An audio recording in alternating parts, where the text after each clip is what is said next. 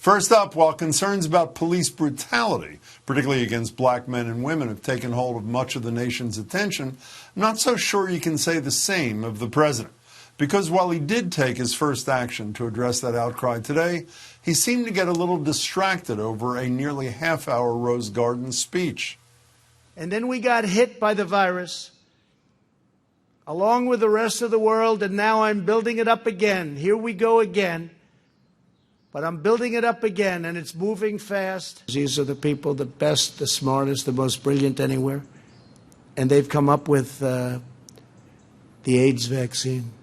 They've come up with, or the AIDS, and as you know, there's various things, and now various companies are involved. Unless my formula is tampered with, we will soon be in a stronger position than we were before the plague came in from China. Okay, and when he did get back to the topic at hand, he wasn't exactly coming down hard on police for the recent killings of black men and women, like George Floyd, Rayshard Brooks, Breonna Taylor, or the incidents of violence that are once again being put into the spotlight. In many cases, local law enforcement is underfunded, understaffed, and undersupported. Americans want law and order. They demand law and order. They may not say it. They may not be talking about it, but that's what they want. Some of them don't even know that's what they want, but that's what they want.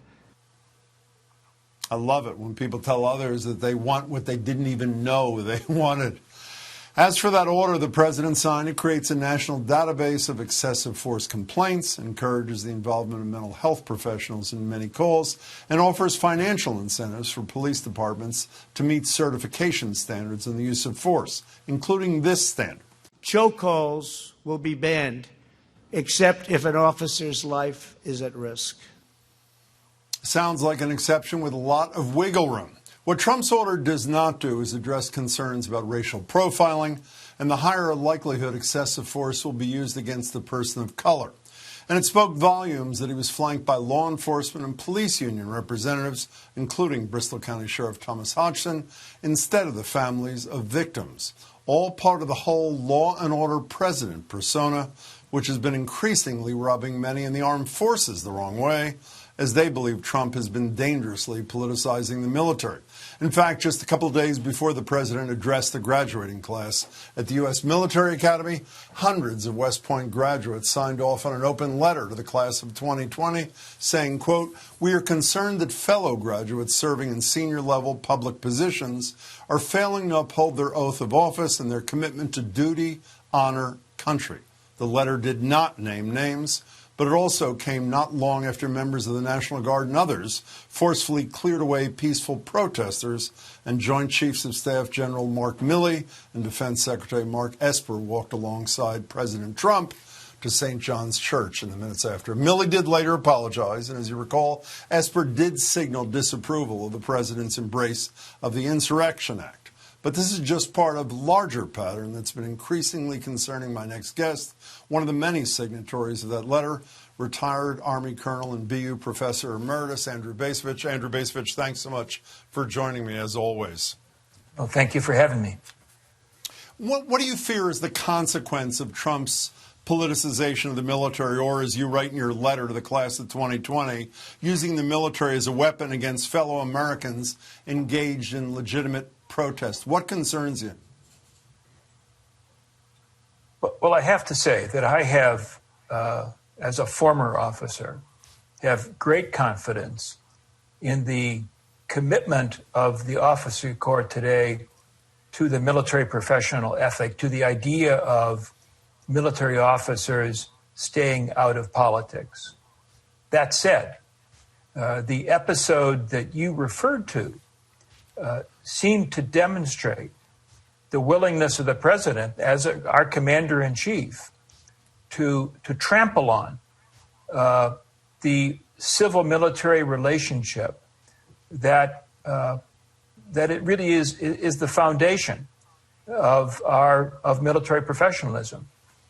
Now, as you suggested, it appears that General Milley was duped.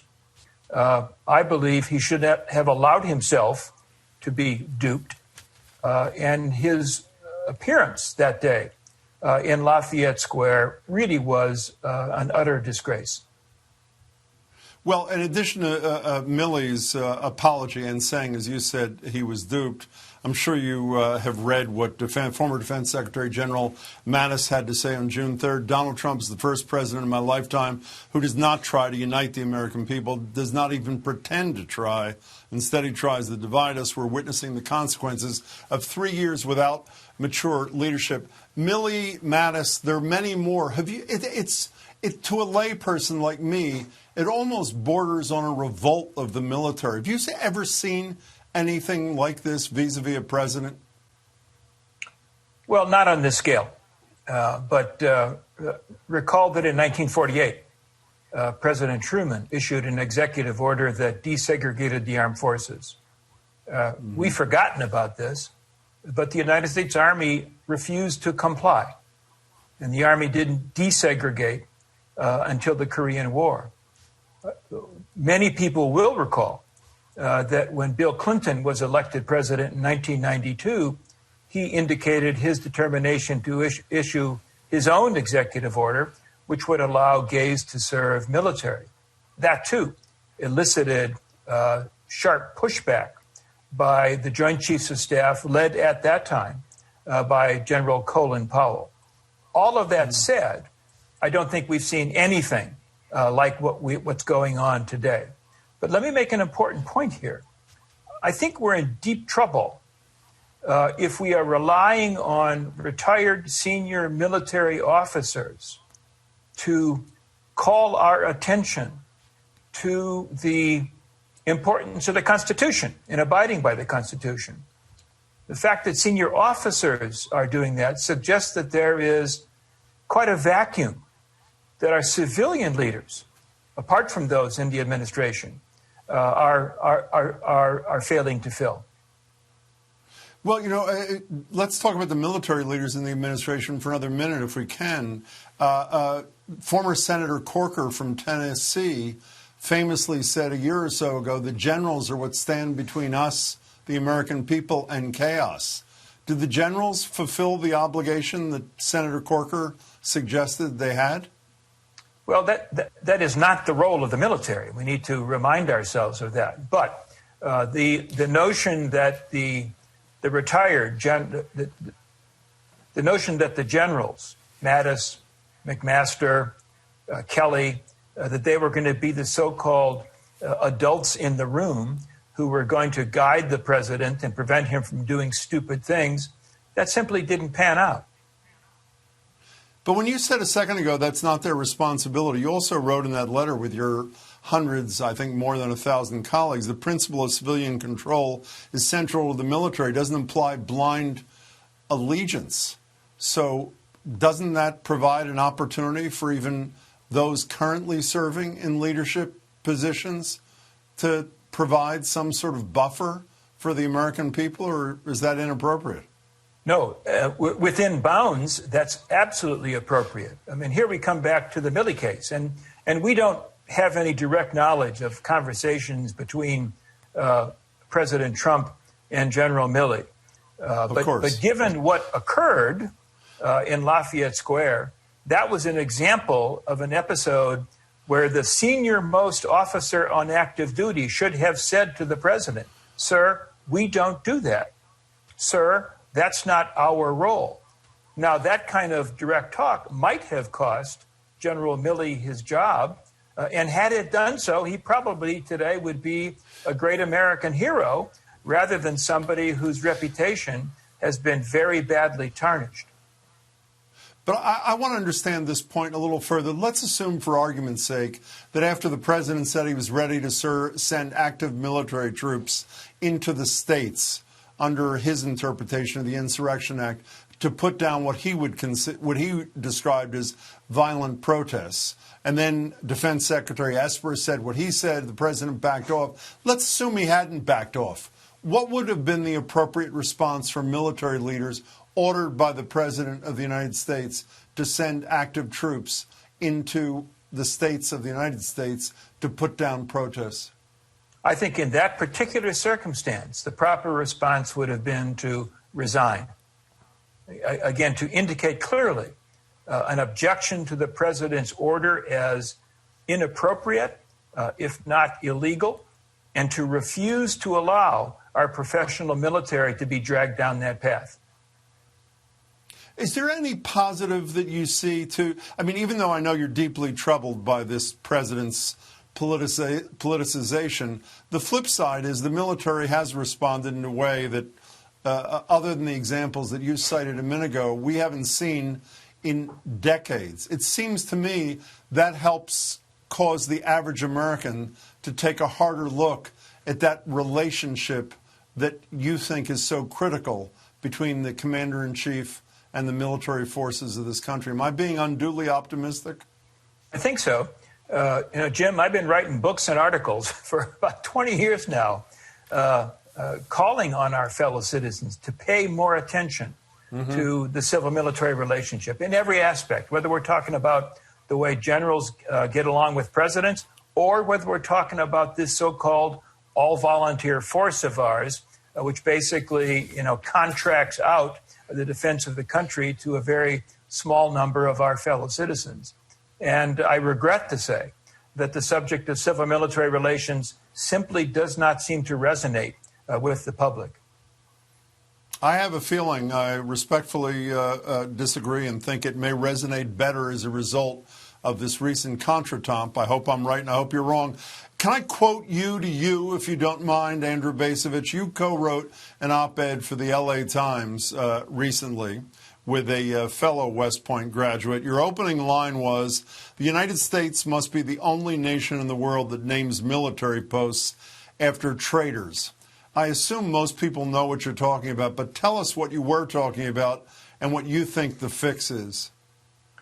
Well, we're talking about the fact that something on the order of 10 Army posts scattered across the South bear the names of Confederate generals. Now, I got to tell you, when I was a young person growing up, I would not have classified them as traitors. I would have classified them as wrong-headed, people who chose the wrong side.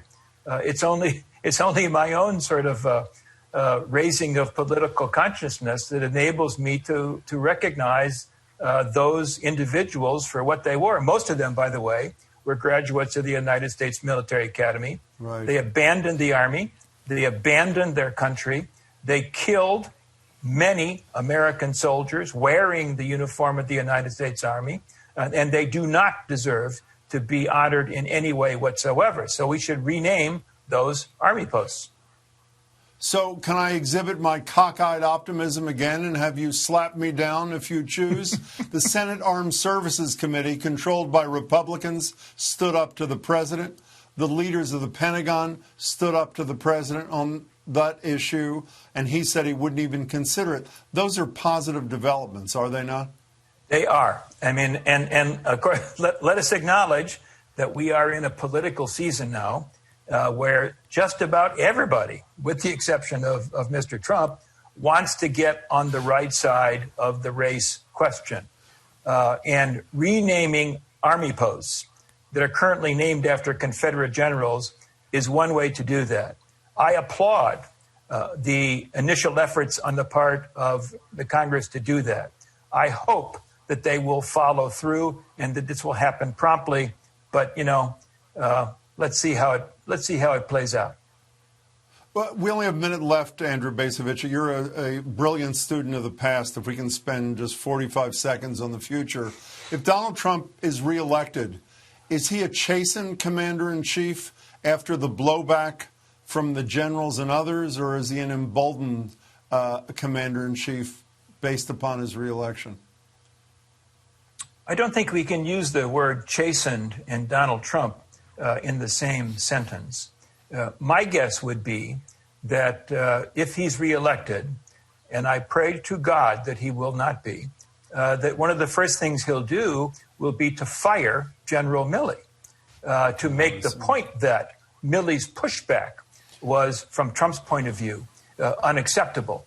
And Trump will try to find some other four-star to install as JCS chairman, somebody that he will choose with the expectation that that person will be more pliable. But the key here, I think, is to make sure that Donald Trump does not end up winning a second term. Andrew Bacevich, thanks for your writing, your thoughts, and your time. Appreciate it. Talk to you soon. Thank you.